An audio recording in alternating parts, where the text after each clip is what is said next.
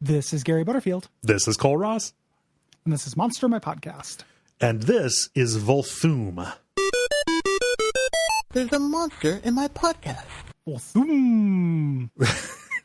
It's a fun name. It is a fun name. Yeah. Yeah. Mars Boy.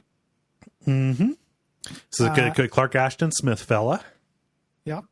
Worshipped by a group of Ahas who live in the Ravermos on Mars, whatever the fuck that means. I'm from planet Gleepcorp, and we all do dances at the solstice, which we call Vominos. Like, okay, yeah. Exactly. Yeah. I like this thing though, because it's a big scary monster that has a woman coming out of it. Yep. it's like what's the name? Aldrich from Dark Souls, right? Yeah, like Venus on a half shell, but the half shell is still alive. But the half shell like just has most of her intestines in it. Yeah, Venus on a full shell.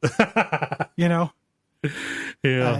But I like this. This has like a good, I don't know about a hook, but just any of these gods or monsters that follow a pattern, which is, it gathers followers. Its followers make appeals for immortality. They can get it. However, they are all attached to this like massive cycle where they sleep for 1,000 years and then are awake for 1,000 years. Yeah. I was thinking about that, because that would be if you slept like for 1,000 years and you woke up in 1,000 years, how many years do you think it would take you to acclimate? I don't know. Like everything that had changed. I don't know. There's an idea, like, what is it? It's like future shock or something like that, where there's a certain amount of time that a person could jump forward in time where, like, so picture somebody in the 17th century, like if they jump forward to 1850, they probably wouldn't have a problem. To 1900, like with all the machines, like they could still like fit it in their head. Jump forward to today, from 1700s to today, where everything is seemingly magic that travels all over the air. That might be so shocking that they wouldn't be able to comprehend it and would likely suffer from some kind of, shock as a result of it, right? And that's just over the course of... and you have 1,000 years. That's just over the course of three... you get over that shock. Yeah, you probably could.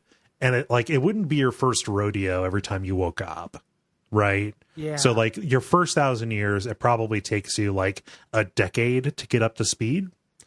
Yep. Yeah. I'd just be really worried because I know how I feel after I sleep for like, 9 hours instead of my usual 7. And I wake up with a crick in my neck and stuff like that. Well, even just taking a nap. Yeah. Like it's like this would be ultimate, like, the feeling of having just taken a nap for 1,000 years. Yeah. That would be fucked up. Yeah. And also like animals that hibernate, like bears, like when they're getting ready to hibernate, their intestines naturally form a blockage at the end of them. And when they get up, it's like like every spring they have to go and like pass whatever they did. I don't know that I would necessarily be like up for that as a human, like putting 1,000-year block. 1,000 years of constipation. Right. No, I don't care for that one bit. It'd be really difficult. Do you think that Vulthoom would be able to help you out with that? Because I think Vulthoom knows any spells that the keeper wishes. Okay. And I guarantee that there is like some kind of like Call of Cthulhu, like hasten dysentery bowels. of the, like, piece of the bowel or something like that. Like, tranquil guts of peace. Like something could happen. Tranquil block of peace. Something would happen though to like make you shit. And then if Vulthoom likes you enough to let you like hang out within its cavern and like do a big slumber party, it might like you enough to cast this diarrhea spell on you. Well, so here's the other thing. One of the things about Vulthoom is this hallucinogenic fragrance, which when you smell it, you get vivid hallucinations of Eden-like gardens that fill you with indescribable ecstasy and exaltation. If you just give yourself over to that while you're in the throes of giving birth to this colon cork, then you'll probably be fine. It's kind of like, Xanax or Dilaudid. They don't necessarily like get rid of the pain. They just make you not care about it. Yeah. Yeah. So it'll probably be like that.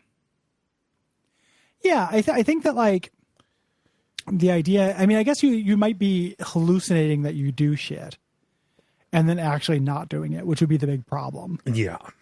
Like you have a dream that you passed your plug, or that I had a vision that I attached my plug. And then at some point it would be like when Pierre takes the dream cream and starts eating it, and it would start like becoming a dark hallucination where like the Garden of Eden starts reminding you of the blockage and like the horrible sepsis building up in your guts and stuff. Yeah. So maybe Vulthoom's not so good. Maybe not so good. Pretty easy to go to a bad trip. I think I'll be fine. I think I'll just continue pooping as normal. Yeah. Umbasa. Brought to you by our backers at patreon.com/duckfeed.tv.